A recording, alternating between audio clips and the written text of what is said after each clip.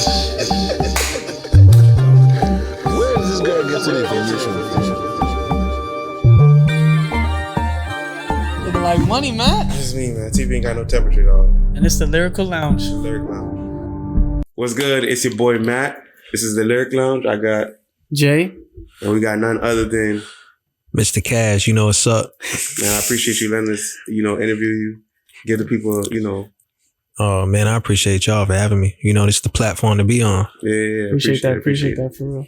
Before we start, do you remember me being at the same time at Miami-Dade with you?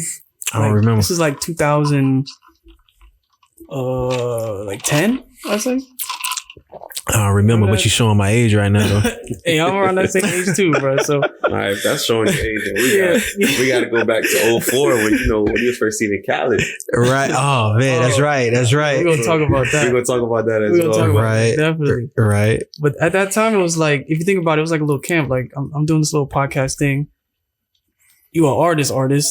D Shim was there too. Right. So it's just great to see everybody progress throughout the years. So facts. And you see I'm rocking the merch, so you already know it's what time it is. Level, yeah. Exactly. You're right. Before we get into anything, I just want to know, how did you get Macazo to even spit, for it to even sound that clear? Yo, the Macazo story is crazy because if like I dropped the luxury rap record video, right? So I dropped the video, and for some reason that shit caught motion, and I end up getting a cosign from Mac. I ain't even know who Mac. I heard of Mac, but I didn't know Mac. Okay. But that nigga co-signed me on some whole shit. Yeah. He's the next. He's the next Nipsey, I think. Yeah. That nigga was like, yo, like this is the whole of this generation, right? And I was like, whoa. You know who Macazo is?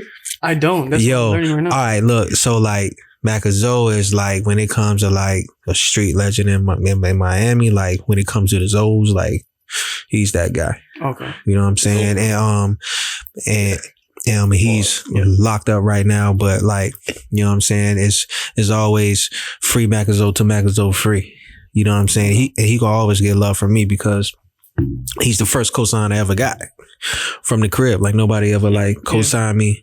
He's the first one, and he co-signed me without knowing me. He just heard. I don't know how he caught wind, but he heard my shit. He co-signed me. We end up chopping it up in the DM, and he wanted to work with me and shit. And him and Red Eyes, you know what I'm saying? Like wanted to work with me. So I was linking up with Red Eyes. Red Eyes had me in the studio with Birdman.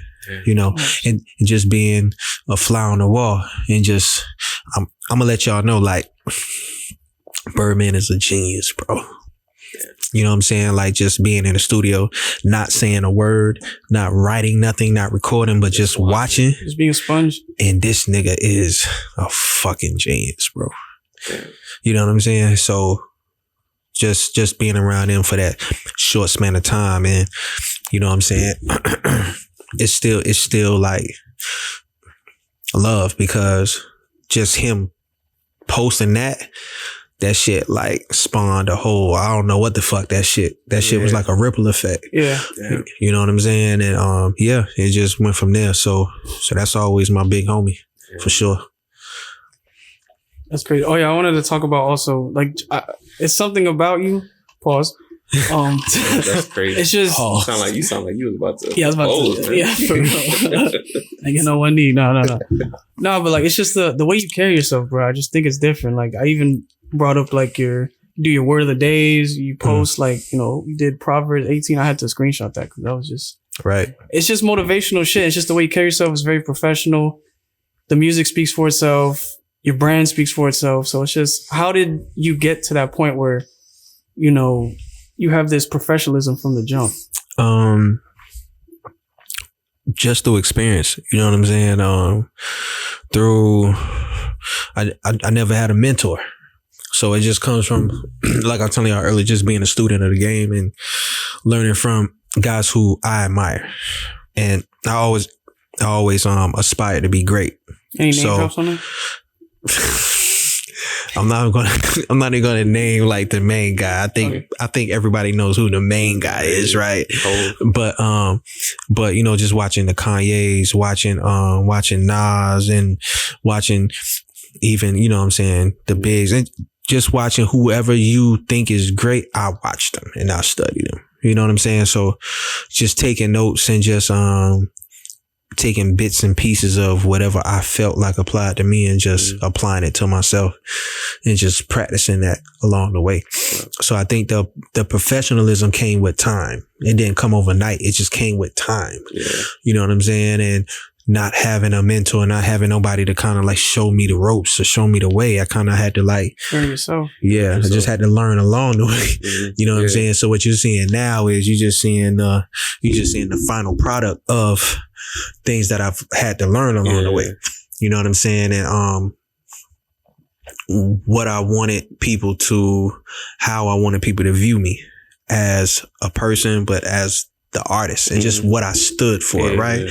So what is it that you stand for? So what you see me post is pretty much along the lines of what I stand for. Yeah. You know what I'm saying? And, you know, I'm not really with the gimmicks. I'm not really with the, you know, all the craziness. I'm a post, you know, I stand on what I say and I say what I mean and I mean what I say. That's that old school mentality. Yeah, I think it's just the key component. It's just authenticity. It's just, yeah. You know what I'm saying? Like, I'm not finna talk about nothing I ain't do, I ain't been around, I ain't seen, and I ain't live. Yeah. You know what I'm saying? So if I talk about it, it's because I'm pretty well versed on it. You know what I'm saying? No, for sure. So, I want to, before you go, I just probably just want you to think back. You're probably like, what, maybe 8 years old. It's your first time hearing, I think, LL Cool J on radio. Mm-hmm. Tell us about that time. I guess that's like your first intro to, I guess, music. Yeah, like, it was like hip hop. And like,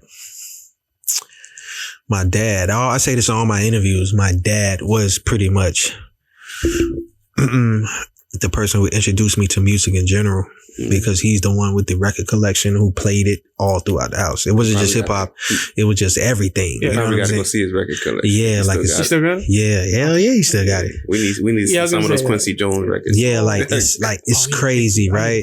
So I'm just like, bro, like, so hearing these records in my house, and it was Michael Jackson who like connected first, and then when it came to hip hop, it was the LL Cool J's, and it was LL Cool J and Rakim. Rakim. So it was the way they rapped, but it was how I saw them, like how they dressed, how they moved, how they talked. Luxury rap. Yeah, it literally was, right? Like, but it was two polar opposites. Yeah. Because LL Cool J was smooth, but he was aggressive and he wanted to be. But Rakim was just reserved. Yeah, he was reserved, but it's like when I be was on the powerful, mic, right? Like it seemed effortless. Yeah. You know what I'm saying? So like my favorite rappers was always the ones who sounded the dopest, but it just seemed like it took no effort. It was seamless. Yeah. Like a Ross. Like it was just like, you know, it didn't take much. You know what I'm saying? So my dad, like playing those records, him not knowing the influence and impact it had on me at an early age. But if my mom was here now, she would tell you music started before that. Because she would tell you when I was in the room when music was being played, I was dancing every time music was played. That's crazy. Yeah. So music was a thing from the womb. It wasn't, it didn't start then. You know what I'm saying? She was just telling me that the other day. Like, she was just like, she was like, let me tell you, in the stomach, the music was your thing. Like, it's something you can't escape. It's just in you. Right. And I was like, damn, like, that's crazy. You know what I'm saying? And I think that's the only reason why I've been around this long, is because it's just something maybe that I was just called to do. Yeah. You know what I'm saying? And whatever the purpose behind it is will probably come to fruition later on when, you know what I'm saying, when the world sees it. But yeah. So we talking music from the womb, we talking. It's kind of crazy. Facts. And you talk about authenticity and you stand by what you say. Right. So obviously this is a lyric lounge, so I'm going to do a little lyric breakdown on a couple things. Right. So we're always going to talk about the Luxury Rap album, 2019. I think is a very fine piece of art. It's cemented as a really, really dope. Just the name itself. Yeah. You got to break down the name, man. Right. Album cover, everything. Man. Like, luxury rap was, to me, luxury rap, the title stands for upper echelon of rap. It's like, there's a lot of restaurants, but you can only go to certain restaurants for fine cuisine, dining, right? Where you can eat from the finest of chefs. It's not like going to go eat at Chili's. You know what I'm saying? Like, not everybody can go to Komodo. Right. Yeah. You know what I'm saying? So it's different from Prime 112. You know what I'm saying? The value of the dining is different. You know what I'm saying? So luxury rap is like that for me. It's like, you know, having that separation. This is high level. This is not your regular smuggler. This is not that. This is over here. Right. So, you know what I'm saying? And then the cover art was, I wanted it to be a piece of artwork that you can print up and like hang up on a wall. You can put it up on your wall. And this might sounds cliche, but like I told you, you know what I'm saying? God gave me the idea for the whole concept. He gave me the idea for where to go find that artwork. He gave me the idea for the three stripes you see on there, which stands for the Holy Trinity. You know what I'm saying? God the Father, God the Son, and then the Holy Spirit. So you built this from scratch, and you just kind of but it was all a vision, bro. Like, it was really all a vision. They came to me at like 2-3 in the morning, like 3 days in a row. You know what I'm saying? That's even a crazy thing. It being 3 days in a row and the 3 stripes. Right. Yeah. Like at 3 a.m. At 3 a.m. Yeah. Like waking me up like out my sleep. Like, oh shit, this is it. The 3 threes. And I'm calling my graphic designer, which is DGFX. You know what I'm saying? I'm calling like, yo, I got it. He's like, what the fuck are you talking about? I say, bro, I got it. Gave it to me. And I pitched an idea. He was like, oh shit, DGFX, that's the ball guy, right? Huh? No. DGFX is also Blackout, but he's been my graphic designer for well over 10 years. Like nobody does my graphics but him. You know what I'm saying? So I gave him an idea and we executed it.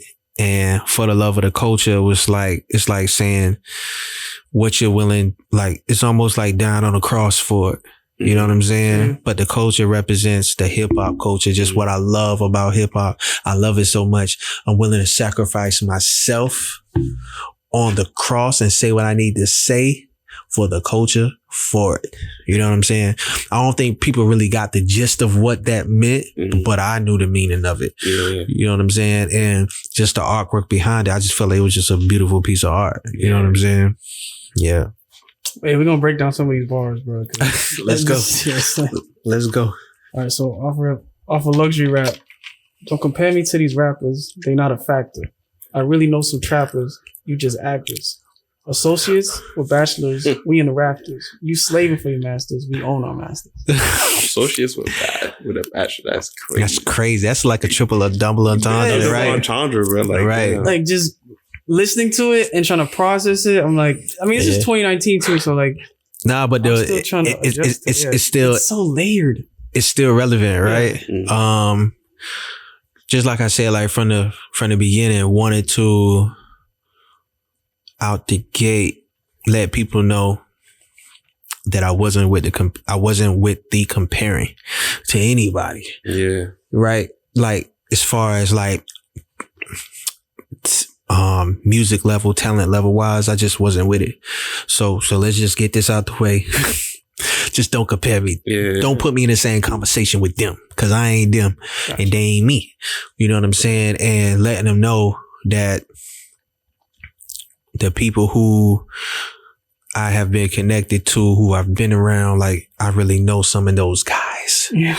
You know what I'm saying? Yeah. And my little bro can attest to you, we was outside, like, for real. You know what I'm saying? So, and we was just on a smaller scale of what the fuck was really being done, but being really connected to those people. And, you know what I'm saying? And the guys who I was connected to, I think they saw in me what at that time I just didn't see in myself, because they just wouldn't allow me to do what the fuck they was doing. They was like, nah, nigga. Nah, cause you nah. You know what I'm saying? So yeah, and pulling that. I compare that shit to like how you said, like they kind of steered you away from like what they was doing because they saw like a bigger picture. Like it's more, I compare it to like a Derrick Rose type thing. Yeah. Where like he's in Chicago, it's a very violent place, but there's like you the one. So we gonna protect you and you gonna go to do great things. And I feel like it's that. Yeah, like it always been that. Nigga, nigga. You know what I'm saying? But it's like you got a lot. I mean, like it's you. A lot of people don't know. Like even opening up 16,000 people, DMX. Yeah, about to shit yourself. Like what is your emotions South at that by time, Southwest doing all these shows like. But you got to remember, like it started with that's a lot of people. It started out, but you gotta remember, like it started with the Larry Dog open mics. It started with performing at 3-4 in the morning for one person, right? Nobody not coming to come see you. You performing for other artists just waiting to get on stage. It started there. A lot of people don't know Larry Dog. No, they don't. Listen, right? Larry Dog at that time stayed a couple blocks from me when I was staying up north, right?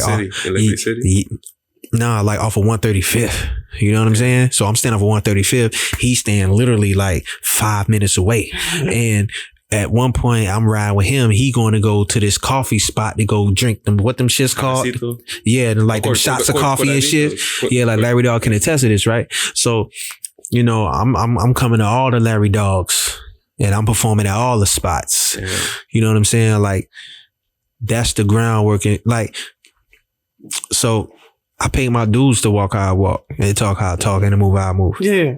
I've done it. Everything like everything they said that you're supposed to do, I done did it. Yeah. You know what I'm saying? So like, before we get to the 16,000s, it was one person. It was nobody. You know what I'm saying? But not knowing all of this shit was just preparation. Yeah. Coming up for opening up for DMX in front of 4,000 people, or opening up for Sci-Hi the Prince in front of 1,000 people. Sci-Hi, right. Let's Sci-Hi the Prince here. You talking about associates with bachelors in the rap? That shit would be crazy. Yo, so I'm listen, like. You've been in a lot of rooms. Cool and Dre. Yeah, like when I was fucking with Red Cut Nation, the first time I met Cool and Dre was with them niggas. You know what I'm saying? But Cool not knowing who I was at the time. Yeah. You know what I'm saying? But now me and him is cool. Like no pun intended. Cool. Yeah. That's a part. He's rapping with a rapper. Did you write that down yet? No, nah. You know what I'm saying? You read first on the lyric lounge, man. But like, just sometimes I forget what the journey was. Like, so you bring back these memories. I'm like, damn, I never sat down and really thought about a lot of these things. But like, that first big show with Kevin was like, when he told me, I was like, Radio City Music Hall. Like, Radio City Music Hall. That's like cemented as like one of the biggest. Yo, listen, only the great step on that stage, bro. I can't. I think Ross and Pitbull are the only two people from the crib that has touched that stage. And Ross just recently did it. Yeah, like I'm probably the third. Wow. To keep it 100. You know what I'm saying? 16,000 capacity is what that venue holds. So. Yeah, like what you want me to, you know what I'm saying? Like, that's that's a flex. And I don't even, you know what I'm saying? But like, just gotta remind niggas. Like, hell yeah, I gotta remind niggas like, yo, you know what I'm saying? Like this, so, 16,000 people, I'm performing this record. I had the idea after I signed with Kevin, like, what would be I have to feature Kevin on the record. The first record. So I came up with the record. I came up with the idea to sample the Rainy Alarm record. Yes. Let's redo it. Let's feature Kevin. Let Kevin do the hook on it. You know what I'm saying? And shout out to Nixon on the track. Me and Nixon sat down and we flipped the record. At Terracon Record Studio, we flipped it and we did it, and that shit was moving. You know what I'm saying? And that's the record that was the first, the first performance of the record. You know what I'm saying? Which was at Radio City Music Hall in front of 16,000 people. It was jumping, right? It was jumping. Yo, listen, and let me tell you, that concert was nothing but legendary performance. I was the only newer artist that touched that stage that night, and didn't know that I had family come to that show that lives in New York that came to the show, which is crazy. And I didn't know till after. I was like, holy shit. You know what I'm saying? But to perform in New York, which is the Mecca, which I mean, in my opinion, should be the one place all artists should want to go to be stamped is New York. Yeah. That's the birthplace of hip hop. You know what I'm saying? So to perform there and get love from Rod Bass and Sheila E. And you know what I'm saying? All the big names, bro. Yeah. You know what I'm saying? I'm getting love backstage from these guys. Like, yo, like, I fuck with y'all. Like, holy shit. You know what I'm saying? So yeah, like that was a great experience. You know what I'm saying? Sometimes I don't sit and really appreciate some of these things I have accomplished so far because I'm so focused on what I'm trying to do. But yeah, that's a major moment in my career. Yeah. That's good though. You do got to sit back and, you know, tap yourself on the back because it's just because you're in that mode in that space where it's just you have a goal and that's it. So that's sometimes you forget. You got to look back at what you're doing, bro. Like for real. Like sometimes I'm like, yo, like how many people from where you from has done that? Not too many. I could probably I can't even count one hand. That's the thing. Yeah. You know, I don't know if you got anything to add to that. I don't know, bro. I'm gonna go back to these bars. I had like a list of bars. Go ahead, man. Let's go. My favorite track off of Luxury Rap was Air Max 95. Air Max 95 always puts me in a space of like when I was in college or, you know, just learning music day by day. So you want to know what inspired that record? What? I was listening to AZ for like a week. AZ, underrated. And he's still rapping. He's still rapping. Yo, and he still looks like how he looked when he recorded the Do or Die shit. You know what I'm saying? Like AZ is because when I got the track, right, I was like, this reminds me of some AZ and shit. Let me just go back and put myself in that vibe. And I listened to him for like almost 2 weeks. And I just wanted to feel that flow. I wanted to feel that pocket. I was like, and once it clicked. And that verse like was spawned from listening to that. Cause I could hear it in the tone and but it was just fun though. But I got this line, bro. Go ahead. Only Christopher we acknowledge is Christopher Wallace. If money is power, what about wisdom and knowledge? Big, dreaming, notorious, like Frank White, pay me in homage. Dining at Benihana with these prima donnas. Oh, God. Yo, but I listened to you say it. That's when I listened to it because I try to go. Obviously, I'm not a rapper, but. Yo, say it again. Only Christopher we acknowledge is Christopher Wallace. All right, pause. So, yeah. Because Christopher Columbus, we don't give a fuck about him. Right? But yeah, big. Go ahead. If money is power, then what about wisdom and knowledge? Yeah. Speaks for itself. Right. I like this one. Big dreaming, notorious, like Frank White, pay me in homage. So we had to come back to the first bar. That's what I'm saying. You know what I'm saying? Yeah. So we bring it back to the first bar. Yeah. And then dining at Benihana with these prima donnas. Like, and I feel like that line just adds to like some Biggie shit too, because that's some shit he was saying too. You know what I'm saying? Like just eating at a restaurant, got all these bad bitches. You know what I'm saying? It's just that aura that you were in that pocket. You just stayed in it. But it's like saying it without saying it. Yeah. Like because any rapper could say, yeah, I'm out eating at so-and-so with bad bitches, right? And I just didn't want to say, I wanted to be as clever as possible. You could picture it too when you say it. Yeah, like I wanted to really, really, really paint a picture from beginning to end with that verse. And touch on certain like subjects within the verse and still get the luxury rap feel, right? And bro, that's a hard verse. I think I listened to it not too long ago. Like no cap. My story too, because I was like, like actually, you made me go listen to it. You know what I'm saying? Like even like talking about, was that even like planned? Because Biggie is like probably one of the first, like one of the couple people that talk about luxury rap. So to even put Biggie into and the Frank White line. Yeah, Frank White. Come on, man. People don't know who Frank White is. So. Yeah, like I wanted, like when it came to that era, it was Big and Hove and Nas, was probably just coming into his fullness of who he was, because when he first came out, he wasn't giving you that luxury feel. It wasn't. It wasn't until his second or third album he was giving you that luxury feel. That luxury shit. You know what I'm saying? And Frank White was, when he was on his Frank White shit, he was on his Frank White shit. But it was just that era, that 95, 96 era, that prime era. I just wanted to bring that feeling. And I think for some reason, like, I think people connected with that. I definitely did. Yeah. You know what I'm saying? Like when you posted it, I had to go back and listen, like, damn. This is a hard, this is a hard record. And I pride myself on creating music that can be longevity, that as far as content wise could never die. Right? So you can hear a verse from 2019 and it still can be relevant in 2024. But did you make those records in 2019 or this is before then too? That's the question too. Luxury rap, was like around 2018, 2019. Okay. Like it was like in between the time I got signed and the time we released it. But it was probably like a 2-year span of recording that project, because I was just recording records from the time I started. And a lot of people don't remember, I released Wish Me Well in 2015, right before I signed to Kevin Little. And once I signed, I took down the Wish Me Well album because I was going to re-release it after Luxury Rap. Yeah.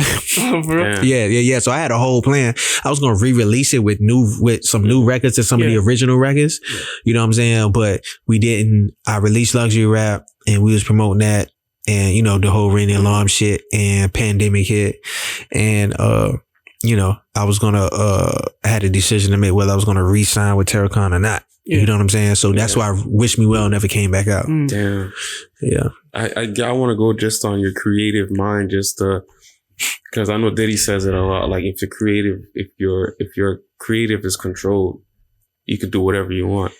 You're probably one of the first artists that were actually dropping vlogs before your tape had dropped. You were doing, breaking down, doing different parts of luxury rap. Yeah. And Wish Me Well. What started that? Because you were probably not too many rappers. That was like 2015. Not too many artists were doing that on YouTube. Yeah. Yeah. I feel like people needed it. Mm-hmm. I felt like creatively, I'm like a little bit more complex. Mm-hmm. So I felt like people needed to hear my intentions behind what I was getting ready to do. The method to your madness. Because I feel like if I just released it and not gave some type of dialogue to it, it'll probably it was some different shit. Like he's actually like, you can actually see him with Cool and Dre, but then he's doing a voiceover. It's like he's doing a mini documentary over his own. Yeah. So that was like 2013, and that was a Red Cup Nation. So we had the idea of, we're gonna drop these vlogs that's like pieces to a doc, and then we're gonna release an EP. That was a thing. And I think towards the end of our business relationship, I told him, I said, I have a direction I want to go into. I think this is the direction we should go. And they was like, because this is Red Cup Nation. They parties. They was throwing parties and all of this stuff and DJing. So they wanted more party vibe music. Yeah. And I was like, nah, I don't think that's the way it's going to work. I think it's going to work if we go this way. Yeah. And it wasn't a bad split, but it just creatively it was just different. The way I knew what would work for me as an artist, I just had to stick to my guns, and You did a good job. Yeah. And with luxury rap, since you were signed and stuff, like clearance, like sample clearance, like was there an issue with that or not really? Man, we ain't give a fuck about that shit. Because just thinking of stuff like that, I was thinking of the IG post you had where you rapped in front of I call it the AAA arena still, but Kasai. But yeah, that one line where you said urban legend like Len Bias, like I felt like that line went over so many people's heads because a lot of people don't understand Len Bias. If he was in the league, bro, I don't even think we'd be talking about Jordan, to be honest. Yeah. Nah, we wouldn't be. Len Bias. LeBron would be the second LeBron. Yeah, because he was the LeBron before LeBron. Yeah. So I'm a sucker for sports. Bro. Like, yeah. You know, everybody knows basketball and sports is synonymous. I mean, we was talking about that last time though, because you have to be witty with sports bars sometimes. You can't just say like the generic stuff, you know, Ginobili, Kobe, Curry. Like when you say Len Bias, it's like, shit. Oh, okay. We're on a different tier right now. Well, you gotta be. Yeah, you gotta be a basketball a basketball nigga to know who the fuck Len Bias is. Do you think that hinders you since you from like the crib, since we're known for like dance music? So when you go like Lyrical Miracle, like. For real, like that's how we say. Yeah, we gotta go lyrical. Like us, we sit here like we probably like geeking, like oh my god, like me and Jay will probably be like it'd be like 1 o'clock in the morning. He'll send me a voice note. He'd be like, "Bro, did you hear this bar?" And we're acting like little fucking kids, when we hear a bar like J. Cole saying like dropping a Fallout is like reasonable doubt. Be like, come on, bro. And it's like. So it's like when we hear these bars, it's like even now we're geeking. Like, come on, bro. Like, do you think just being from the crib kind of like hinders you? I think at first, I ain't even gonna like cap to you. Like, I think at first it used to bother me because I think everybody wants to be accepted in their own town. Yeah. But I think. I had to learn that the world is so much bigger than where you from. Yeah. And there's millions of people who love the shit that I do. Yeah. Different countries and everything. Yeah, like, you know what I'm saying? And I think once I realized like how good I was and then I realized how great I was and I was like, oh, they'll catch on when they catch on. Ain't dumbing down shit. Yeah, like that. Yeah. I'm not changing who I am, like to get you to it. Yeah. No. Well, see, what's going to happen is you just going to accept it at some point. Yeah, exactly. You might not see. I think the analogy I had to come up with in my mind was, you know what? You just don't want to verbalize that you know is great. Exactly. It's okay. It'll come a time where and it goes to the listener too, like maturity, like yeah. You just not mature. Like you can't really show that to like a kid. Like no. Like it's people like us. Like when you drop shit like that, you'll see it, you'll post it, and I'm already writing a comment. Man, I ain't talking about that, man. When you be freestyling shit, like come on, bro. Like what is this nigga going through, bro? Come on. Yeah, like I think you know, just like I said, like the world is bigger. You know, so when I'm getting pause. So when I'm getting like, yeah, I mean, how you know? Yo, is the world a person? But I'm getting texts and I'm getting calls from niggas out of state and niggas from other places. Like, yo, that's when I'm like, you know what? We're not gonna worry about it. Yeah, because where we trying to go is so much bigger than where we from. They just gonna have to catch up. Everybody can go. So niggas who's late, they just gonna have to be late to the party. Exactly. You know what I'm saying? Party, yeah. You can still come, but you just late. Pause. Yeah. You know what I'm saying? Yeah. You just late. Yeah. You know what I'm saying? So I think once I let that shit go, like me was desiring that acceptance, that's when I became even more confident in just who I was as an artist because when I was so like, yo, I want to be accepted. I want to be, you know what I'm saying? These niggas ain't giving me my as props. Everybody feels, yeah. The moment I stopped giving a fuck was the moment took off. It took off. Yeah, that shit went nuts after that. Cause now I don't give a fuck. You know what I'm saying? Pause. You know what I'm saying? So I looked at you. I'm sorry. Yeah. I don't know. But to that, like, so what's next? The album. Because it's like 2019. There is a little gap, so I was always wondering about that. So. Yeah, you know, the pandemic was like what, like 2 years? Basically. So we talking about what pandemic hit in what 2020? 2020, yeah, 2020. Yeah, so 2020, 2021. So wasn't really much studio at that point. Mm-hmm. So we really picking up 2022. Okay.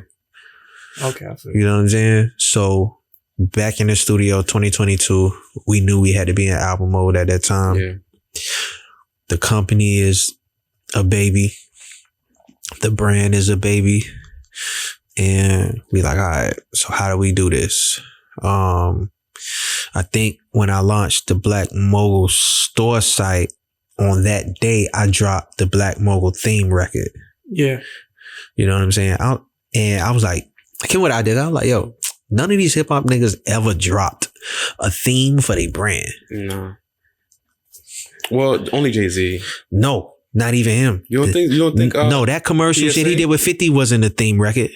You don't think PSA is like a theme for him? No, that wasn't a Rockaware. Okay. You're right. Yeah, I was like, oh, this some shit niggas that ain't never did. Yeah. Let me do some shit niggas ain't never did. So every time you think about the brand, it's this record. You know what I'm saying? So I just felt like that was something that was different that I wanted to do, and I wanted to really be. If niggas want to know what Black Mogul stood for, it would be this record, right? So we wanted to drop this record. Very bravado. Yeah, like it's just just the cover, like it's everything. Bro. Like I wanted to let niggas know, like, okay, this is the brand, and the brand and the company itself, what it stood for. I wanted to bring the feeling back from what Bad Boy, what Rockefeller, what, you know what I'm saying? Prestige, like all of that shit. Like we breaking that feeling back, right? Yeah. And out the gate telling nigga, we the new Rockefeller, nigga. Yeah. The fuck you mean? Yeah. You know what I'm saying? And this is just before I had my crew. This is just me solo having the vision of what the fuck I wanted it to be. Out the gate, I'm telling niggas, nigga, Black Mogul will be the new Rockefeller off rip. Cause I already saw the vision already. Yeah. So, you know, dropping that and dropping some other records behind it. And just, I had another concept for the album, and God put me on pause with that. He was like, I think I recorded up to this day. I probably recorded enough music for probably 2.5, almost 3 albums, right? Because God was like, nah, this is not it. What I want you to do is this. So this is how God don't make mistakes. Yeah, came about. Damn. Okay. I see how you played it too. Yeah. That's great.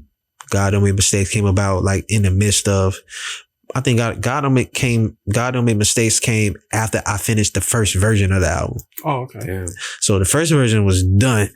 Then God said, that ain't it. He sat you down and said, nah, bro. Nah, this ain't it. You need to go. I want to put you back in the weight room. Yeah, put you in the lab. Right. So he put me back in the lab, and he was like, nah, this is the direction I want you to go. And I need you to tell it. And I need you to be more vulnerable. And I need you to dig a little bit more deeper. You know what I'm saying? Like, you need to like, you know, so, and when he gave me the idea, I just felt like, oh, it's going to hit so much more harder, because who can't relate to God don't make mistakes, bro? Yeah. Just the title itself, like you actually want to check it out. Like, even, let's just stay on God don't make mistakes, but because I want to know, like, there's a point where you were just high, where, you know, BET Awards, the Rick Ross cosign, like everything was going. Big, everything was going. Then the pandemic, and then it's like put everything on pause. Yeah. It's like, damn, I'm back. You know, me not re-signing with Kevin, and it's like I'm back to me, it felt like I'm back to square one. Damn. You know what I'm saying? Like all over again after doing all of this major shit. So it's like, well, what you gonna do now? And everybody looking at you like, what the fuck you gonna do? Yeah. You know what I'm saying? And but it wasn't, I was looking at it as me just falling off. I was like, damn dog, I done fell off, and shit fucked you with your hand. Yeah. But God was like, no. It's an obstacle. I was giving you the teaser. I was giving you the appetizer for what's to come. I was Entrees just, coming, yeah. Cause see, you been in training. This man's still rapping, bro. Yeah, like, Still rapping. yeah, like, yo, like, For the entree. I was, yeah. You know what I'm saying? Like, this was just like the pre-run. This ain't even the tip of the iceberg. What I'm about to, where you about to go. Yeah. You know what I'm saying? I was like, and when he told me that, I was like, okay. And, shit took a while because after getting to a space like that took so long to get to, that's a different type of space as an artist that 99.999% of artists wish they could get to. Yeah. So you talking about being signed to a platinum selling artist and a major and moving around, that shit is different. This is what you dream about doing. This is a level you dream of getting to, right? And so getting to that space and doing what you're doing, and then all of a sudden that shit coming to a halt. You know what I'm saying? That shit can do something to your mental creativity. You know what I'm saying? Like, just as an artist and just personally, you know what I'm saying? And yeah. So it took a little minute to kind of regroup because I had to regroup. And drawing board. Yeah, go back to the drawing board. Analyzing everything. Yeah. And sometimes, you know, you need that sit down. You know what I'm saying? Ain't nothing wrong with sitting down for talking to yourself. Like just, you know, yeah. It be like that, bro. You just gotta vent to yourself sometimes. Yeah, you know what I'm saying? So I think I needed it, and it just makes the story that much greater.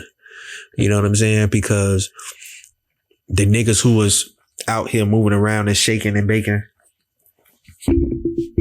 back in the early mid 2000s, them niggas ain't nowhere to be found. No. I ain't gotta say it, right? Yeah, it's still here. Moment of silence. Bro, like, it's hard. Still around, still relevant, still got motion, still the trajectory is still moving, right? So I couldn't see myself being in the best space because whether niggas want to like admit it or not, niggas is paying attention. Okay, so what this nigga gonna do? What's the next move? Yeah. What's the music gonna be like? Yeah. What is gonna look? Sound? Yeah, like what is gonna look like? What the fuck is a God don't make mistakes? Yeah. You know what I'm saying? So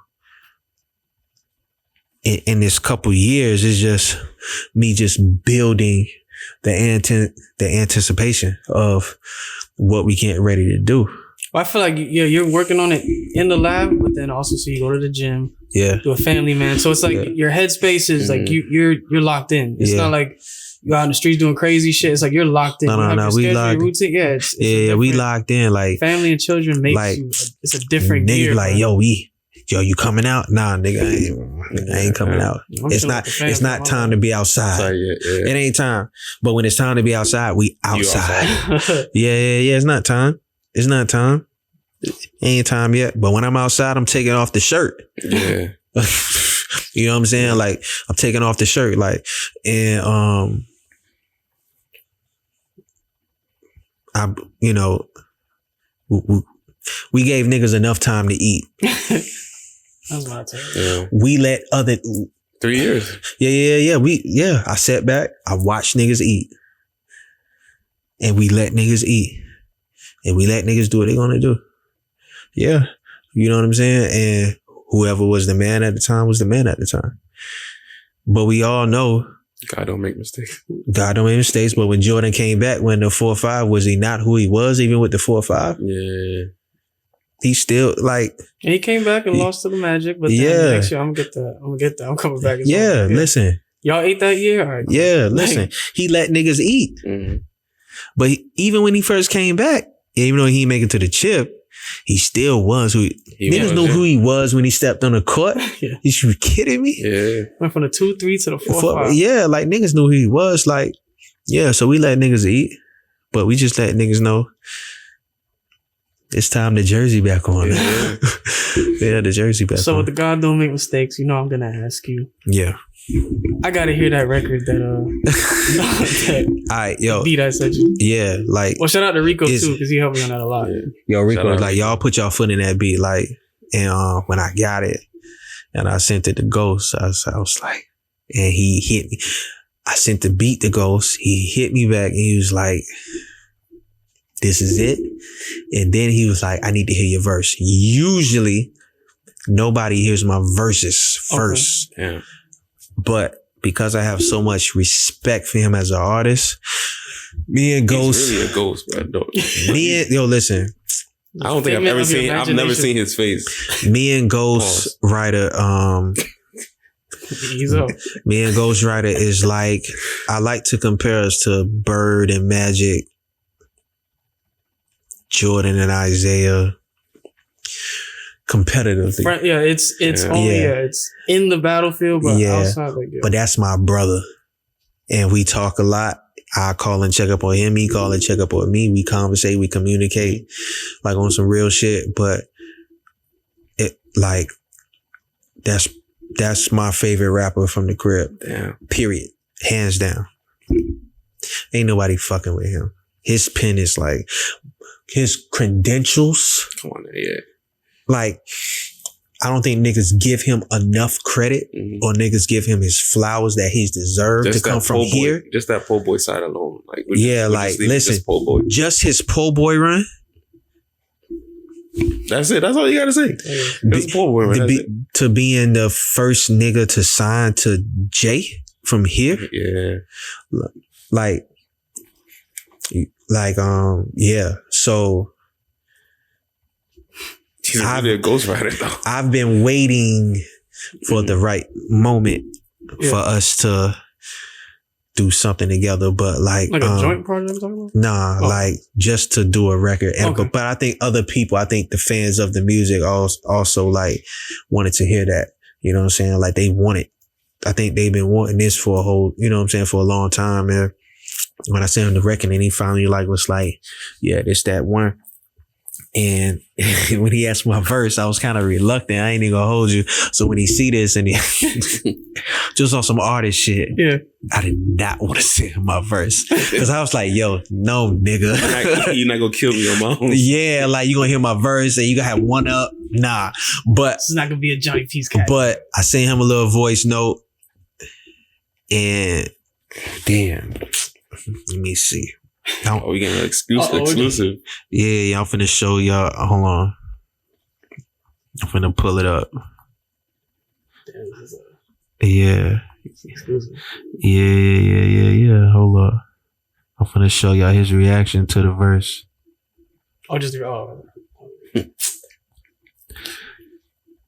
Alright, so look. This conversation has to be. Oh, here's the verse. Oh, 5. Damn, that's crazy.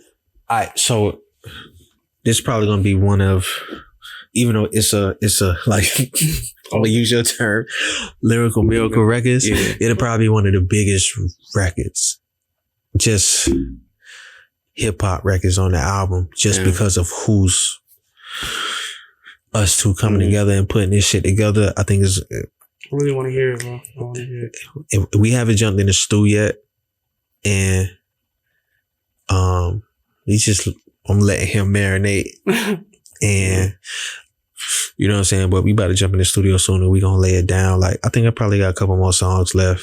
I still got ideas jumping around. To me, I'm not finished until the album is uploaded and ready to go. Okay. Damn. So I'm just one of those artists. Like I just keep creating until we just upload it. You know what I'm saying? So, but that's definitely gonna be a special moment in Miami hip hop scene for me and him to jump on the record. Yeah, that's dope. Yeah. I feel like. And it's on your. I never take full credit because I don't think y'all understand like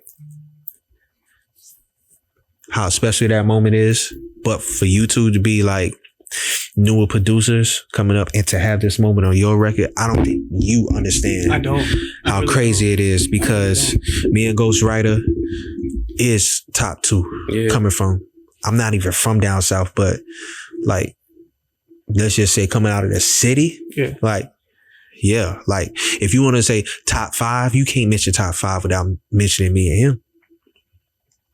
You can't. Yeah. You know what I'm saying? Like, and I'm standing on business about that. You can't, when it comes to one of them ones, like, ain't too many like bar for bar. Ain't not too many people go song wise, whatever category you want to use, ain't too many. You know what I'm saying? So when you talk about, when you want to sit down and y'all want to talk about the top period, it ain't too many. You know what I'm saying? So to have this done on y'all's record is special. But I want to thank you just for sending me the record, just for sending me all these records. And I went through the records and I heard, I was like, oh, that was the one. That's the one. Yeah. Like this the one. I'm like, oh, most definitely. I do got, we got this segment called Start Bench Cut. Mm-hmm. You know, you play ball. So I'm going to give you guys a couple artists. You let me know who you going to start, who you going to bench, and who you going to cut. Oh, Lord. Right. You got Jay.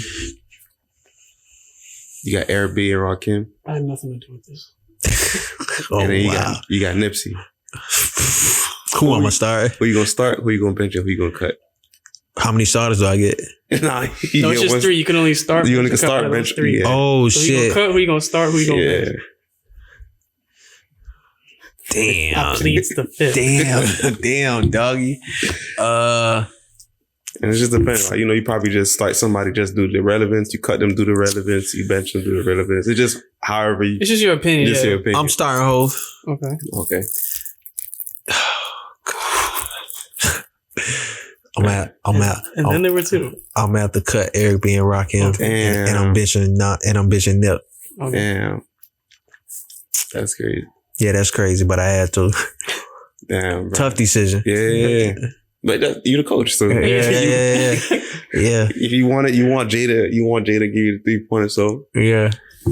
But that's good though. I mean, I think the next thing I want to ask is just like, how do you when it comes to just, you talk about creativity and then having that drought of like not being able to produce anything or let anything out creatively. How do you get back into that mode? Being able to write something, because I compare it to like J. Cole's 2014 Forest Hill Drive. Being on this high, no features. I'm comparing it to the whole, 2019 Ross on Drink Champs saying, I got artists, people like Cash, like then being able to go through all these things, and then you have your downs where it's like deciding on if you want to re-sign. Like, where do you to even go on Instagram and then to just freestyle like that? Like, where does the creativity come from? To even just to keep going. What gives you that push? I know it's a loaded question. Nah, it's not. It's pretty simple, to be honest, because, I come from, my beginnings was mostly just freestyling and rapping and battle rapping. That's how me and Rico end up meeting, which is under my Black Mogul imprint, which is the first artist that's actually attached to the brand, that's under the brand. And me and him met because of battle rapping. Yeah. You know what I'm saying? So it's just being bro, from playing sports, my competitiveness is what keeps the drive going. Being competitive, wanting to be one of those guys. Yeah. You know what I'm saying? Being, and playing at a high level, being able to consistently do it at a high level. I asked myself, when was the last time I ever dropped a whack verse? And I can't remember. Yeah. You know what I'm saying? Like, and not even to sound crazy, you know what I'm saying? Yeah. But I asked myself, when was the last time you felt like you dropped a whack verse? It's been a long time. Yeah. You know what I'm saying? And I just pride myself on being consistent at playing at a high level. See, an off night for most niggas, it's not an off night for me. An off night for me may be 30. A great night for me is 40 to 50. You know what I'm saying? Yeah. So an off night for me is your greatest night. Damn. That's how I view it. Mm-hmm. You know what I'm saying? So being being competitive, and sometimes I have to let life happen, or something may spark a thought, and from the one thought comes many thoughts. Right. That's a bar. Yeah. if you got one bitch, you got multiple bitches. Right. Like, and I think you saw like when I posted the Snow shit, and Snow hit me up in the DM, and I'm conversating with Snow. I seen it too. Yeah. We were talking about it. Like, how you know it's Snow? Okay. Yo, listen, and I asked Snow, like, my main question was, yo, how do you deal with writer's block? And she was like, sometimes you just gotta live life. I was like, yeah, I told her, I say, yo, sometimes I let shit go, and in weeks, I don't like for too long to pass, but weeks to pass. And, you know, something, you know, cause you gotta live. If you're one of those types of artists, you gotta live a little to be able to create based off of life. You know what I'm saying? I know Drake is like that. He has to travel. Yeah. You gotta live. You gotta experience some shit. You gotta go through some shit, like, to be able to create based off whatever you're living. And that's for the artists who create based off of life. You know what I'm saying? And I've just always been one of those artists, and, you know, battling writer's block and battling depression and going through whatever I'm going through personally. And how do I take that and apply it musically, creatively, being able to deliver it and express it. But it's hard too, because it's like you're expressing it, but then you're, to the general public, you're like, now that you're saying it, it's like you mask it, because it's just, you know what I'm saying? Therapy at the end of the day for me. It's therapy, bro. It's therapy. Just being able to get it out. That's crazy. So music for me has always, that's how it started for me. That's how writing started. It started as therapy at a young age for me. So this always been therapeutic. Okay. You know what I'm saying? So getting it out. And even if the public doesn't know that it's therapy, they might not get it to, oh shit, this nigga was really going through that. Oh, okay. Makes sense. Some people won't get it off the bat. Some people get it instantly. Some people won't. Well, you're making the music for therapy, but we're listening to it for therapy. Right. It's like a give and exchange. You know what I'm saying? I understand that the music is going to help some, and then the music is going to entertain some. You know what I'm saying? I'm just hoping that at least one person, it helps through something. I think it helps me because, I mean, I'm kind of chill, laid back, but it's like when I hear your shit, I hear Ross's shit, it just makes me want to put on a suit and just do something. You know what I'm saying? Like, go to a nice restaurant, you know what I'm saying? Or just live life and just look at it in a higher view. Right. So I really appreciate that. Oh shit, I appreciate anybody who listens. The new music is gonna make you feel a lot of things. It's gonna make you cry. It's gonna make you pray. It's gonna make you celebrate. It's gonna make you want to go out and go close a deal. It's gonna make you feel a lot of emotions. But it's just to take you on this ride that I've been on. It's been one hell of a ride. And I just think God don't make mistakes as a precursor to what's to come. Yeah. You know what I'm saying? Yeah. It's the space I'm in it's a weird space to be in as an artist, because you're uncomfortable. Yeah, it's very backs against the wall. You're trying to get out of it because you're not local, but you're not in the. It's like being in the G League. You almost right. You're just waiting for your 10-day, and then you go out and show out in the league. And the thing is like it's just to say that you're just not the top 500, or they don't see it until you show. You probably top 1,000, but you're not top 500. Right. It's like you in the G League. It's like you're in the league, but you're not in the league yet, and you like have this hump to get over. So you're not. It's a very uncomfortable, weird space to be in as an artist, because you're like one step away from really competing against the niggas. Yeah, that's up there. Yeah, right. And the key is I'm competing already. Yeah. Just to get, I've been competing against them They just ain't been doing it. Yeah. But I've been, in my mind, I'm not competing against the niggas here. Yeah. I've never been competing against them. I'm competing against them niggas.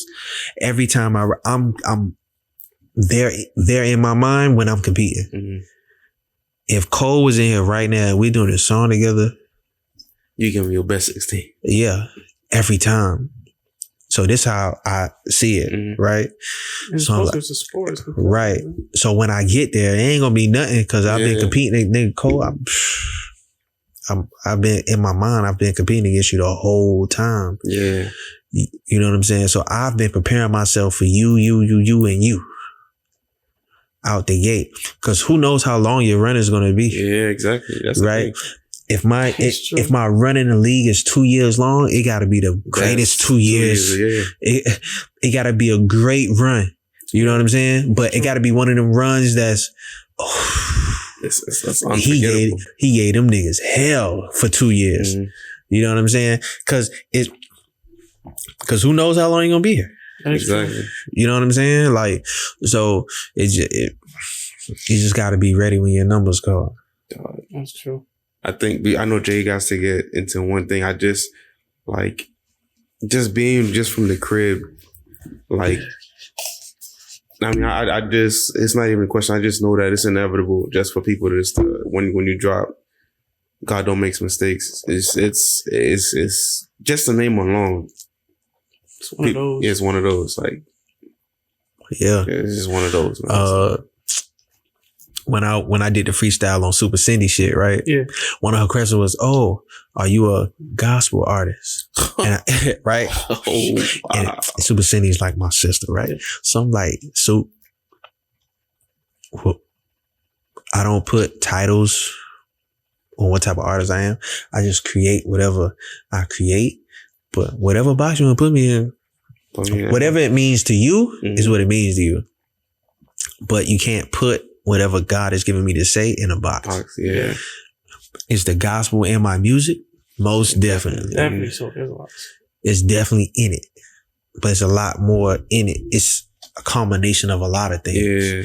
So am I a believer? Yes. Am I a Christian? Yes. Do I believe in Jesus? Yes. I make that known. I make that public, right? Mm-hmm. So yeah, it's in the music. So God don't make mistakes. You're most definitely going to hear it. Yeah. But the way I deliver it is what makes the difference. And the reason being is because I think when it comes to when it comes to God and per se, they say, oh, the God people over there and this is over here. Yeah. But you can't, it's no place God can't go. Mm. You know what I'm saying? I think the Bible shows you that if you read it, there's no place God can't take a person and use it. You know what I'm saying? We saw what he did with Moses. We saw what he did with Joseph. What he did with David. Yeah. We saw what he did with David. Right? So God can take a person like me that looks how I look, that's relatable to the culture, and be able to have this dialogue, right? Mm-hmm. Because I speak the lingo. So the pastor that's 65, the person that's 19 can't relate to, they can't connect at, you know what I'm saying? Yeah. But I can go and sit down. Right. So I can go because the person that's 19, 20, 21, they can look at me and he can relate. He be like, yo, he looks like me. They'll be more willing to listen. Yeah. Right.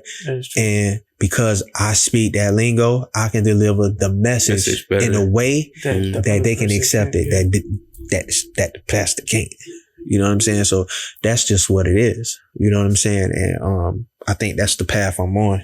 It's just to deliver the message in a way to the culture that can be accepted. Yeah, that's respect. Yeah, I know. All right, we're gonna go to the vinyl portion. This is what I've been itching for. So I'm gonna pull out 3 records, and the person's gonna get one, and then you kind of gotta pick which one would you take out. So I'll let you pick one. Damn, I already see this. So what you got, Cash? Untitled, Unmastered. Kendrick Lamar. You know this is a classic, right? Yes, sir. Yeah. What you got? Yo, I got Cash Money Records. Lil Wayne, Get Something. I got Big Sean, Detroit too. Oh, that's a good one. So what are we agreeing on? Untitled Unmastered, dog. Untitled Unmastered. Yeah, that's number one. That one has to be number one. Yeah, that's number one. Yeah, that's number one. Yeah. Because that I ain't gonna hold you though. Decision. But that Detroit 2 was really heavy. And a lot of people, I feel like Big Sean doesn't get it just due, like, as opposed to like being a part of like good music, being compartmentalized. Like, I feel like he kind of teeters the line between like he has to be up there with the they put him up there with like Wale and on all the rest because he can't be a part of the three-headed monster. I think Big Sean is in a weird space. Him and Wale are in that same space. Mm-hmm. Yeah. As great as they are, for some reason, they haven't got over the hump to be a part of the upper echelon of hip hop, right? Yeah. But they've been here. They've been able to last. But Big Sean is to be able to last this long and to come out of the camp he's came out of. Yeah, that's true. That's self-explanatory. And Wale is. He'll give you a WWE bar. He'll give you a freaking shoe fashion, a shoe bar. He'll give you a basketball bar. He's smooth on R&B tracks too, bro. Yeah, I think both of those guys are like geniuses in their own right. I think Wale is just one of those artists.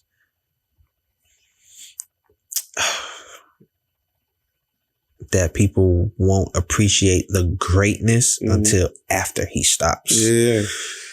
And another thing too is just the antics. Like, imagine, like, probably just want to picture you guys like where you guys were when you first heard Marvin Gaye and Chardonnay, Big Sean.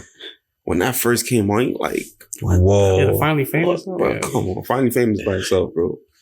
Come on, and look, he created the flow that Drake adopted. Exactly. Not just that spitting the bar and then spitting that one word at the end instead of saying like and or whatever, he'll just spit that one bar at the end, that one word. Yeah, like you know what I'm saying? Yeah. Like he created a whole flow for niggas. And people bit off of it. They benefited off of it. You know what I'm saying? So he jumped into Dark Sky Paradise, bro. Like, and I could tell he was going through something when come on, man. You gotta hope. I still think that Detroit mixtape is up there. Come on, man. So we're gonna get to the next. Yeah. This one might be a little spicy. So, what's that? What you got? Oh man, this is what's that? Benny the Butcher. Oh shit, is that the new one? Burden of Proof. No, you didn't give me. This nigga gave me Nip. No, you did. Okay, I gotta be loyal. What's that you got? This is a West Side Gun. West Side Gun. Fly Gun. Hey, I'm loyal to the soil. Don't even fuck with me. You picking out? All right, yours gonna be Burden of Proof. This is Burden of Proof, bro. Like, I'm gonna go Burden of Proof. Wait. So you think Burden of Proof is better? Oh no, I just this. Like no. The thing is, I'm not gonna lie.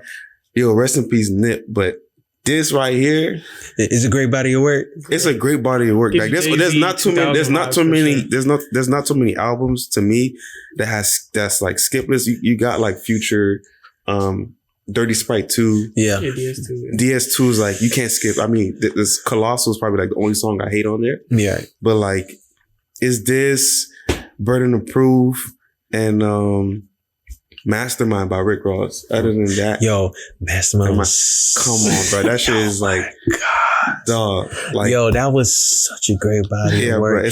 It was just a time, bro. Like, but for some reason, he never mentions that album as one of his great bodies of work. I feel like, bro, you got Thug Cry, you got freaking and he went Lyrical Miracle on there too. He got the yeah. Yo, listen, I don't even want to hold you, but niggas be forgetting when Ross was in his thing with Fifth. Oh, he survived by out rapping this nigga because nobody expected for him to rap. So what's the I'm not gonna lie. I had to look. I had a little moment of think. I might have to give it a nip, bro. I might have to give it a nip because the thing is, I'm not gonna lie. No disrespect to Benny. You know me. We're gonna go to the Benny show, but oh man, bro. So you picking Victory Lap? Yeah, I'm picking Victory Lap. Just the title track, bro. The title. I still listen to this album today when I go to the gym, my nigga. The only thing is, I wish it was a deluxe because I want to double up on it, but the sequencing of the album, like once you get to the second half and you get towards the end, and you get them 4 big sounding records back to back like that. And the thing is, your album is good when the B-sides hit like an A-side. Oh my gosh. Come on, bro. Hey, like you can tell but he said it like Victory Lap been in the was in the works for a few years. Like that was the marathon right there. This album wasn't after I got the deal I started working on it. He was locked in for like 4 years, probably 5 years, piecing that shit together. Like so once he signed that deal, it was pretty much he was just fine tuning it. But to go out like this, I do got a question. You just made me think of a question. So you see how Rihanna doesn't drop no music, right? Like the last album she dropped was, come on, cemented as like to me her best album, right? Do you think you ever get to that point where you just be like, man, I'm not dropping nothing? You don't cut it off at your best. You just cut it like. Do you think J. Cole should have stopped at 2014 Forest Hill Drive? No. Ross should have stopped at Mastermind? No. I think the hunger's always there. I think as long as you're inspired to create, you create. A creator never stops creating. Yeah. A painter never stops painting. That's true. They only stop painting when they get uninspired. So a true creator creates. You know what I'm saying? It's just whenever they're inspired to create, they create. Yeah. You know what I'm saying? It's not forced. So you can tell what artists force music and what artists don't. So usually the artists that take a while to create in hip hop, i.e. Kendrick, he might take 2-3 years. But when he does, you can tell he took time. It's patient. Greatness. You can't create greatness overnight. Greatness takes time. It takes patience. It takes work. It takes attention. It takes cultivating it, right? So all the greats takes time. When Jay-Z takes 5 to 6, 7 years off just to write a from verse. 444, now he's going to drop an album this year. Like he got something to talk about. Yeah, he has something to say. He's inspired. He done witnessed some things. Yeah, so he has something to say. He's inspired now. Yeah, right. So it's not all of a sudden he's inspired. He's probably been inspired the past 2 years, 2-3 years, maybe. Yeah. And he's just been bits and pieces. He's doing this. He's doing that. Yeah. And then I feel like I said everything I need to say, right? So that's what it's like. My dad is a painter.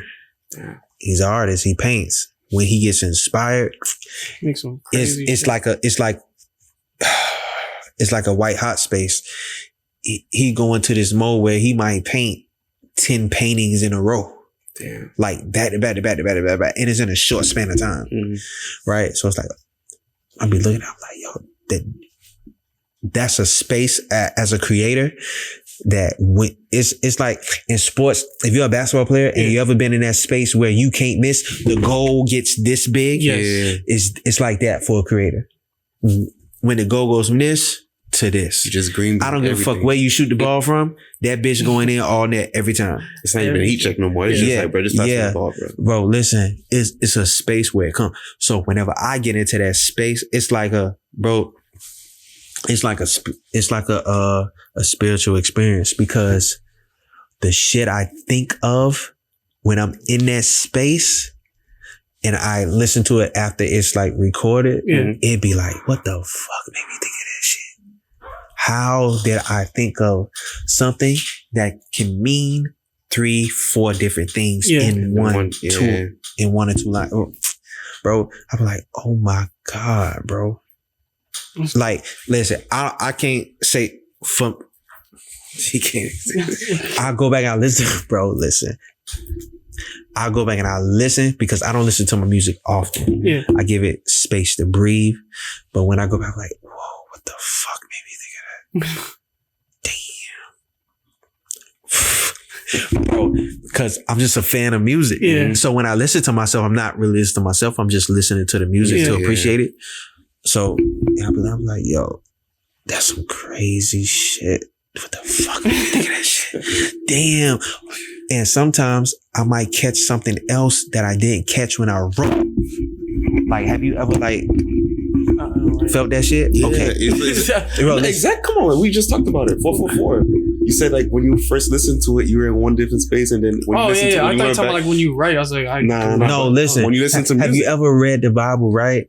And you go back to something you read 2 or 3 times already, no, it's different, and you catch something different, bro. I was just talking to somebody. Matthew 6:7 verse 6. It says, "Don't cast your pearls to swine." Right. You cast because pigs, they always gonna go right back to the mud. They don't know how good a diamond is. They don't. But once you could throw them you could take them out the mud, clean them. They go right back. Bro, listen, bro. God, yo, it dawned on me like a long time ago. God, that's the greatest rapper ever. Yo, the greatest bars ever are in the yo, if you're a writer, how could you not appreciate what this man wrote? Yeah. Like,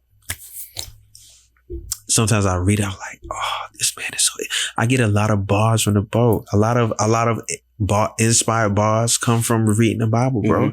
I'm like, oh my God, like, bro, he wrote that. That's spitting, bro. Yeah. Bro, he writes in metaphors, bro. He writes in double entendre, bro. If you can go back and go read the same thing you read last week, and you catch a different thing, that's double and triple meanings in some, bro. So when I get into a space that God allows me to tap into, it's a spiritual thing, like for me, because I'm seeing it and it's coming. It's coming. And I'm like, bro. And it's different. I'm like, oh my gosh, bro. And I don't understand it until down the line. Yeah. And I go back. I'm like, so how could I remain in that space? How could I tap into that space as often as possible? Exactly. Yeah, that's crazy. So what was the final vote? Man, I'm going victory lap. Yeah, I'm going victory lap. I know why you putting it down. That's yours, bro. Oh, you giving this to me? Yeah. You got the verdict. Yeah, that's yours. I'm going. I know my guess, bro. Once I get to the crib, I'm playing. Hey, listen, bro. Listen. Let me tell you something, bro. Let me tell you, bro. When I went to in 2019, and I went to BT Awards, bro. I was so like. I wasn't upset, but I was so sad because I was like, damn, I would have been I was this close to meeting Nip. Nip had just passed. Yeah, that March. Damn, I was this close, bro. And the experience was so crazy because as a shorty growing up and watching the Soul Train, I watched all the award shows. It wasn't no award show I did watch. Soul Train, BET, Source Awards, whatever awards I watched it. I watched the people walk down the carpet. I imagined myself doing the carpet, what I would wear when I was one of those kids growing up, and to be able to have that experience. And I remember, bro, I called my dad. I said, "Yo, you gotta come with me. I need to pick out my outfit for the carpet." Cause I said, I'm going to the BET Awards and nigga, we need to go like, he was like, yo, we going to Rasul's. I said, you want to go? He was like, all right, fuck it, we going to Rasul's. And I had already plotted in my mind what I was going to wear. I said, I'm wearing lime green. Ain't nobody gonna be wearing lime green, right? So we go to Rasul's and shit. And I told one of my guys that I was like, yo, lime green, I want to wear a vest. I want to wear the bulletproof joint. He was like, He pulled out. I said, oh, that's it. And he said, yo, we got the Balenciagas and the lime green. I said, oh, yo, this where we going. Mm-hmm. This what we doing. And I was so hyped because I'm like, ain't nobody wearing lime green. Nigga, I get on the carpet. Well, even before we got to the carpet, we in the hotel lobby and LMA walks out with lime green on. Now, the funny part is she walks out the elevator and she see me, I see her. I say, I give her a head nod, she give a head nod back. I was like, damn, dog. Yeah. Yo, we get to the carpet and we waiting there. How they do it is like at the beginning of the carpet, they have all the artists waiting because media is first, like all the people that take the pics and shit. Yeah. So we there and Tiana Teller walks up with Iman Shumpert and they got on black and lime green. Damn. I was like, God damn, dog. In my mind, like, fuck. I thought I was gonna be the only nigga with lime green. Yo, let me tell you, like, it was so crazy. Like, and I try not to fan out because I'm standing next to Tiana Teller and Iman, and then like, how do you hold that emotion, bro? Because I'm a smiler, so I'm gonna be like, I'm like a fucking idiot. I'm standing there, right? And Kevin is like in front of, like, he's like in front of me. The Baby and his crew is on the left. I ran into the Baby's DJ earlier that day. I think I was in H&M looking for some shit. He's in H&M. I'm chopping it up with him and shit. Cash Doll is behind me right here.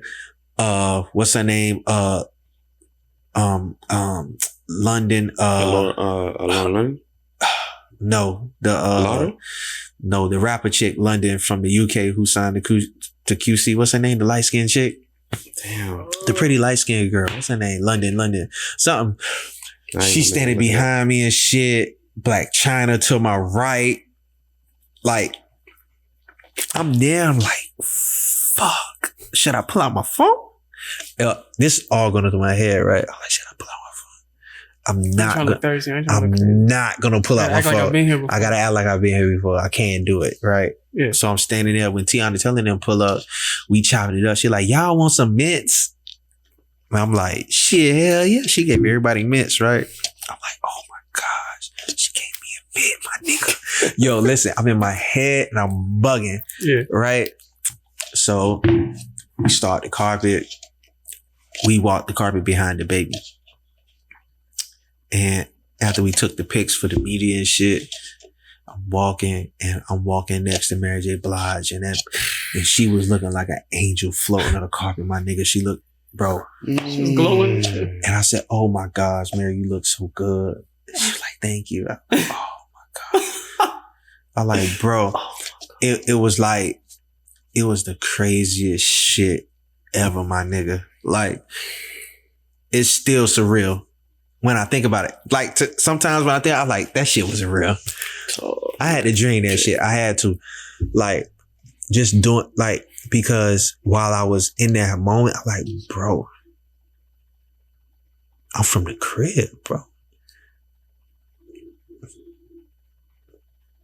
But you gotta look at it as like, niggas is how would the outlook have been if you was just sitting there just using your phone every 2 seconds? You know what I'm saying? Like, yeah, you gotta act like you've been there sometimes. Like, it's so much emotions in your head. Like, I can't imagine, bro. I cried, anything like bro. that, bro. I cried when you got back to. No, I cried on the bro. It was an emotional trip there, but I think on the way on the plane, nigga, I cried, bro.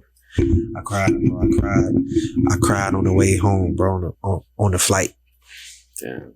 That shit was emotional for me, dog. Like, because when you dreamt something for so many years, bro, and you envisioned it, and you put in so much time, and you put in so much effort and energy into some shit, and you see that shit come to manifestation like that, like, bro, I cried, bro. Like, a lot of niggas wish to have been in that position. In their wildest dreams to have an inch of that. You know what I'm saying? Won't be your last, bro. Won't be your last. Nah, it ain't the last. Like, and it's just to be able to, like, do some shit. Mm-hmm. It just showed me how much was possible. Yeah. And that it was tangible because, nigga, I can say I did that. And that's just the beginning of where I'm going. Yeah. And yeah, bro, that shit was like, wow, bro, that shit.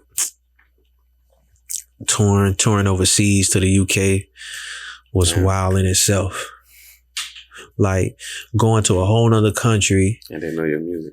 And niggas know, and they talking about you on the radio while you're on the way to the radio station. Like shit like that. Like, bro, and one of my best friends who's from here, he had to like flee the country because this nigga got into some trouble. He had to flee the country. His family's from over there. So he's been over there ever since. He can't come back here. Oh, I ain't seen him in years since early 2000s. When I was on my way over there, I DM the nigga. I say, yo, my nigga, I'm coming. He was like, what? I get over there and I say, yo, you come with me everywhere I go. I took this nigga with me. And that nigga was like, yo, my nigga. He was just telling Kevin, he was like, you don't understand what this shit right here. He was like, nigga, you know, we was like scamming motherfucking, we was fucking, when he was here before he got to some other shit, we was like doing motherfucking, what's that shit called? Like the fucking, we was, trying to flip the fucking fake money. What's that shit called? Turbo tax? Huh? Turbo tax? No. Nah. Hey man, I don't know. Not that shit. Like, I'm not trying to turn the turbo tax. No. Like counterfeit stuff, like, you know, yeah, like counterfeit. Like changing bills, Yeah. We was doing that shit. You know what I'm saying? So we was flipping that shit. So we was taking like 20, 30 grand and trying to, of counterfeit money and trying to flip it to real money. Oh, you were just cleaning it? Yeah. Washing it. Yeah. Money laundering. Yeah. So we was doing that shit. God. Nah, this is all hypothetical. Right. We're just talking about a skit. We're just talking about. Yo, no. But this on some real shit. Yeah. So he was just like telling Kevin, he was like, yo, like. We're just talking like Ozark. We're talking about Ozark. Great episode. Yo, he was done. He was like, yo, like, you got my nigga overseas? Is you kidding me? And I took that nigga everywhere we went. I took that nigga every show we went. I took that nigga to all the interviews and shit. And I think that shit kind of like sparked something in him because the moment I got back, I think not too long after that nigga went viral. Yeah, so shout out to my homie Nick over there in the UK. He doing this thing. But, that's great to hear, bro. It's great to hear. Yeah, so what we gonna tap into? Y'all want to talk about the album? Like, what's up? I want to talk about the album. Just one more question though. If you were to introduce someone that hasn't heard your music, what 5 songs would you compile and send off to them? As like an intro to okay, so off of Luxury Rap, damn. We didn't tap into Memories Over You. We didn't tap into the outro. Those 2 songs alone. Mm-hmm. Okay. Yeah, the Memories Over You. Definitely with me using the skit from Menace to Society. Yeah, the skits for sure play a large part into the album. Yeah, like putting that shit into the record. Yeah, and then I got some standouts on the new album that's like crazy. I was just about to ask you, are you gonna throw a little tease that'll make the top 5 on? I got a song called Rockefeller Chain. Damn. On the album. Title. Yeah. Sound like you gotta get to I mean, to get a rock chain itself, bro, it's like it's crazy. Yeah. Is Designer Sex gonna be on there? Yeah, that's gonna be on there. Yeah, Designer Sex is one of them ones. Yeah. That's for the That's for the ladies, you know. Yeah, that's for the baddies on there. The bad. Yeah, you know. Yeah. Why you I don't know how he got it. No. I ain't gonna ask no questions how he got it. Engineer leaked the like, track. Yeah, I got you, bro. I'm just, nah. Just yeah. No. But the thing is, we gonna play it after the interview. I'm gonna let y'all hear it. But that's the thing. That's the thing about, I guess, about this is like when you actually like fuck with a person's music, you actually want to like. That's what makes the interview. It don't even feel like an interview. It feels like a conversation. Like, right. It really does. 3 dudes just sitting around. Pause. It's crazy. We're not just sitting around. Right. We're doing good. This whole episode. Yeah, we're doing good. I think we had under 5 pauses. But we just sitting around, just having a just regular conversation, just commemorating you with your impact to hip hop and just, yeah, man, just being somebody that just, you don't have not too many people coming from Liberty City. I think the only other person would have to be the other 2 with Luke. But Luke is from, right. I think from Miami Gardens, but he used to be in that area. And then you have Trick, right? So it's like to have somebody that, you know, was raised in the city. It's not even Liberty City no more. It's just a whole different. They put in like high-rise apartments there now. Yeah, it's different now. But to even come from the more better term is Liberty City, but he was around the Pork and Bean projects, right? To like that's a whole album right there. Pork and Beans to Red Carpet. Yeah, man. It's yeah, man. It's crazy. It's just I think I'm just now finally starting to like get my credit and get the flowers for the amount of work and the amount of time I put in. You know what I'm saying? And to finally start to get it and to get the recognition, it's good. Yeah. You know what I'm saying? But I still got a lot more left to prove in my mind. I still got a lot more left to do and say. The mission isn't done yet. You know what I'm saying? And at the end of the day, one of my main things is just to achieve this greatness that I see in my mind. You know what I'm saying? Mm-hmm. I'm not there yet. You know what I'm saying? So even after this amount of time I put in, I just don't see myself. I'm not there yet. I'm close. I'm like getting there. I'm like on the cusp of some great shit, but I'm just not there yet. So I still got some work to do. You know what I'm saying? I'm like my own worst critic. Yeah. That's how you are, bro. You gotta be. Yeah, but you said the mission ain't done. Like that just gave me that's like a Kobe type of mentality. I was just gonna say the job not done. Job not finished. Job not finished. That's the same thing I thought about. Job not finished. Just your mindset, bro, is different. Like we just got to give flowers when we can. Cause I mean, the work you put in, I mean, Black Mogul department, like nigga, I'm rocking this shit. I went to the store. I almost had to snuff a lady for this shit. Shit is sold out, bro. I just want you to know it is sold out. Yeah. Hey, listen, right? It's crazy. I was telling my guy, Sean, who's the president of my company and shit. And, he was like, yeah, we got some like maybe 3 items in the back because Lil Meech say he want to come and scoop his shit up. You know what I'm saying? He just ain't come yet. I was like, oh, okay. He say, but other than that, nigga, we sold out. He was like, yeah, nigga, we ain't got nothing on the floor. So I bet. You know what I'm saying? So just the fact that, you know, people who know and people who don't know about the brand, when they come in, they see the brand and they want it and they buy it. Like, you know what I'm saying? Like, it's just, you know, just the groundwork. Yeah. You know what I'm saying? And all the seeds planted and people buying it, even though, you know, we just in like one retail right now, but the fact that we got it in a retail space is enough. That's a start, bro. Says a lot, right? So the goal for this year is just to have it in 3 to 5 more retail spaces. And, you know, I'm in the process of brainstorming on opening up my own retail space at some point. Cause that's the goal for that, to have a flagship store. You know what I'm saying?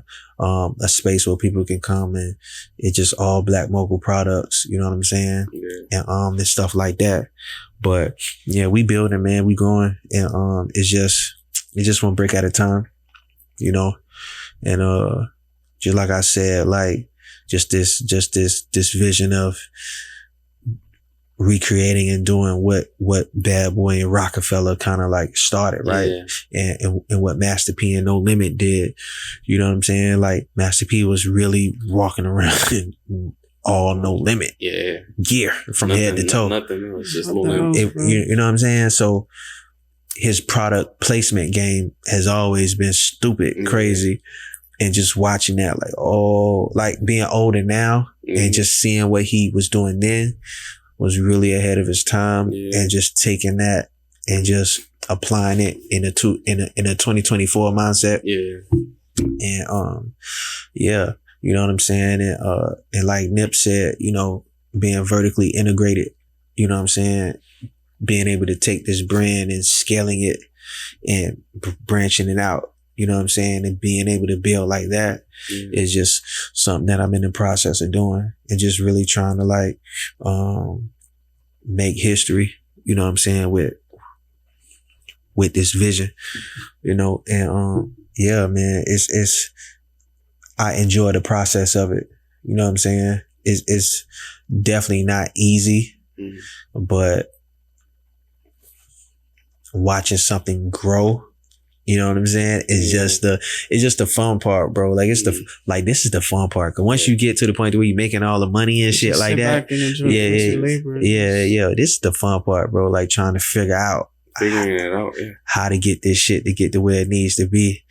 But you know what I'm saying? Within the next, I'm gonna tell you, you know, and y'all can take this shit on record, but I'm gonna make my first $1 million this year, and it's gonna be because of what we cultivated with the music and the brand simultaneously. Yeah. You know what I'm saying? Because there's not too many artists that's doing it like that out the gate. Most artists, they wait till they come in and they get with the company and the company works with them. But we come in, we've been doing this shit beforehand. We doing this shit coming in. Yeah. You know what I'm saying? Which kind of gives me a little bit more leverage. You know what I'm saying? But doing it.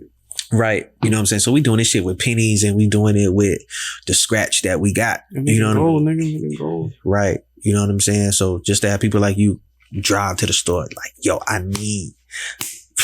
Nigga, you have no idea. Like, I snagged the shirt, right?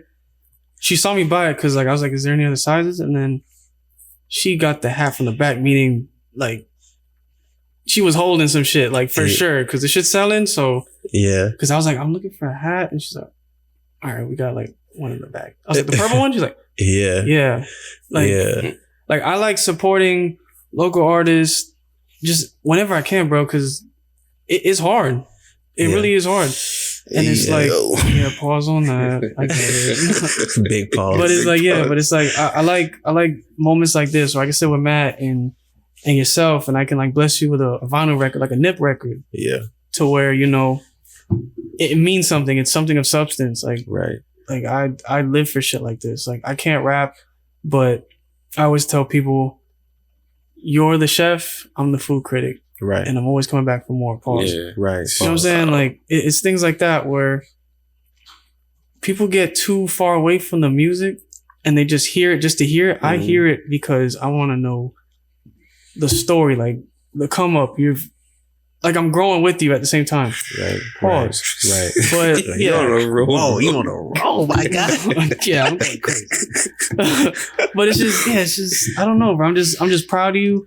I can't wait. You said $1 million this year, so I mean, this is Kobe year 24. So like this is the year, like just coming into this year, you know, and gearing up for this first record to drop. I want to shout out Kicks. If you don't know who Kicks is on Instagram, go follow him. What we about to do is like crazy for the first record, and the opportunity that I have been given for this record. You know what I'm saying? It's a great opportunity, but y'all gonna be surprised. Y'all gonna be surprised. And I gotta give Kicks his respect because he hit me up early 2023 when I dropped the snippet of the Lord Rain on Me record. Yeah. And he was like, I need you to send me the full record. Like, what is this record? And I sent it to him. He was like, yo, I need this record. Like, what you mean you need it? And we had a conversation and we came to an agreement later on last year, and he's put some plays together. So, you know, when y'all hear the record, just know this shit gonna like the features that's on this record is gonna be stupid. I can't even tell you who's gonna be on the record, but we're supposed to have 2 features on this record, and it ain't because of me. Well, that's the thing and the beauty of it when someone can hear it and they push to help, to guide you. Less legwork, and it's like, if I can help you, I'm gonna help you type shit. Yeah, man. Like shout out to Kicks, man, because just him believing in what he heard is crazy, and him putting the plays together and him wanting to like release this record and just put me in a different space and position. It's gonna really, really like raise the bar. You know what I'm saying? It's gonna really like kick everything off. So we just preparing for that. So the first record off the album is coming soon, and then it's gonna be a snowball effect after that. Oh shit! Yeah, that's dope, man. Anything, man? No, man. I think it's a real good interview. I think it's just a conversation at this point. It really is. And I like when it flows like that to the point where it's just like it's a conversation. three people that's just nerding out, just talking about music, and then we just get into the nitty gritty of just who is Cash. So, yeah, man, it's a piece of art, man. Yeah. You know what I'm saying? And we're glad to be a part of it too. Yeah. Right? Yeah, for sure. Like, I appreciate y'all and just creating this platform, you know what I'm saying, and inviting me up. I don't talk too often. Yeah. You know what I'm saying? So when I do, it's a pleasure to do so. Yeah. But I just hope that everybody appreciates the music. They're gonna be probably one of the first people to hear some of the records off the album. I'm gonna let y'all hear in a few. And I posted on Facebook. I was like, yo, I probably got the album intro of the year. Damn. Oh shit. I probably got the album intro of the year. Yeah, like for sure. All right. Yeah, like that, like, yeah. Stamping that. Yeah, he's stamping that. Yeah. Like it's the album intro of the year. Like, and it's not even like 100% done. I still got some finishing touches to put on it. But I'm confident it's probably the album. I'm very big on intros and outros. Has to. Intro sets the tone. It really does. It sets the tone. So, God don't make mistakes. It's on the way this year. Do I have a date yet? No. Just wait on it. Just wait on it. But we are definitely 95 to 98% done. The album is almost done. Yeah. It's coming by time. It'll be coming before the top of the summer. Okay. Yeah. So it's definitely gonna be. Yeah. So it's coming. You know what I'm saying? Pause. Yeah. Pause. It's coming. Pause. Yeah. But I'm trying to let y'all know, along with the album, we got so much more in store coming with the album. So expect a lot of surprises. Expect the unexpected. Expect some surprise people on the album. I mean, they already put out internet, so you know we got Ghostwriter on the album. I'm trying to get Zoe Dollars on the album if you stop playing around. I got a perfect record. Yeah, actually, I'm gonna be honest with you. My two features I want on this record is I wanted Zoe and Tafia on the record. But I've been reaching out to Tafia and Zoe for Tafia definitely over a year. You know what I'm saying? And me and Tafia is cool, but I know you're busy. So Tafia and Zoe, when you see this interview, I need you on this record. Stop playing. We'll send a message. Yeah. You let them know. Yeah. And I'm gonna play you what the record is, and you could be like, oh. Yeah. Okay. Can't wait for it. Yeah, it's gonna make sense. Yeah, we got. All right, sorry. Just after you saying that, we're gonna have to cut this. This is the Lyric Lounge. So we can go ahead and listen to that. And we are out because we gotta hear this. We out. God don't make mistakes. God don't make mistakes ever in life. And we out. We out.